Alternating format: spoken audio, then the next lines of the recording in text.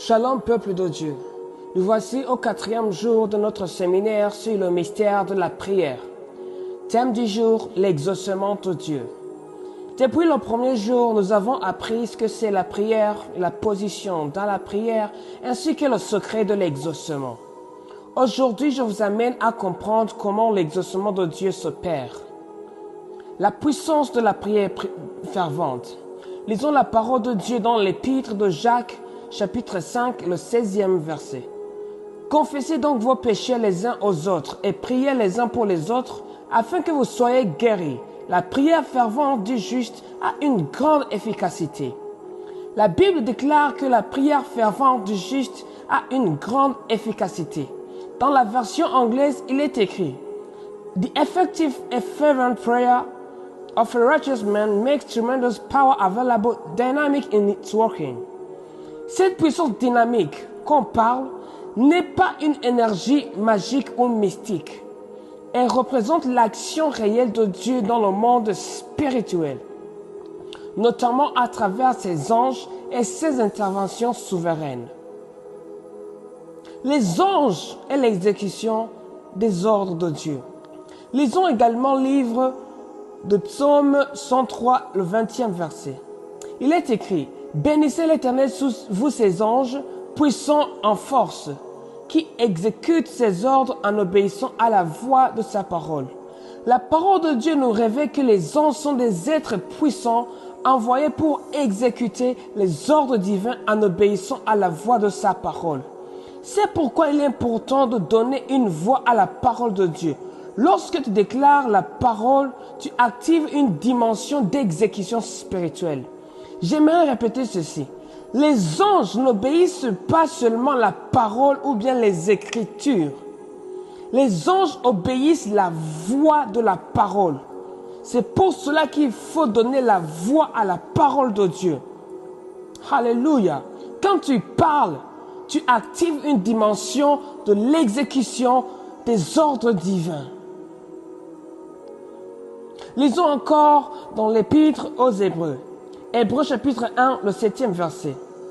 C'est lui qui fait de ses anges des vents et de ses serviteurs une flamme de feu. Lisons au 14e verset. Ne sont-ils pas tous des esprits au service de Dieu, envoyés pour exercer un ministère en faveur de ceux qui doivent hériter du salut? La Bible nous enseigne que les anges sont des esprits au service de Dieu, envoyés pour assister ceux qui doivent hériter du salut. Lorsqu'ils entrent en action, les anges peuvent influencer les circonstances, agir sur les hommes et faire concourir les situations à l'accomplissement du plan de Dieu.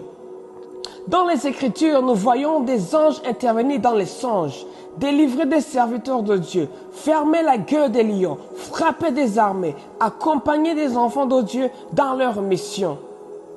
Dieu intervient pour accomplir sa volonté. De la Genèse jusqu'à l'Apocalypse, Dieu agit puissamment dans les affaires des hommes. Un ange annonce à Sarah une promesse d'enfant. Des anges visitent Marie. Des anges délivrent Lot et sa famille. Un ange parle à Daniel dès le moment où il a commencé à prier. Un ange accompagne apôtre Paul, même au milieu des tempêtes. Dieu utilise ses messagers célestes pour accomplir ses desseins dans la vie des hommes. Un ange par définition est un messager.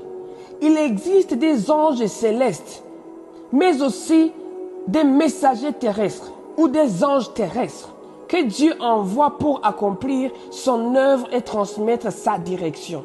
C'est pourquoi la parole nous exhorte à exercer le discernement et l'hospitalité, car certains ont accueilli des anges sans le savoir. Attention à ne pas manquer le temps de ta visitation. Les hommes ont parfois méprisé Jésus en le considérant comme le fils d'un charpentier.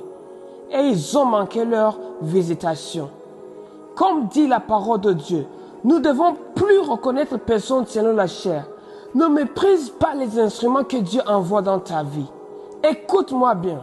En cette saison, je proclame que Dieu t'envoie son secours. Il envoie ses anges et ses serviteurs pour accomplir ses promesses dans ta vie.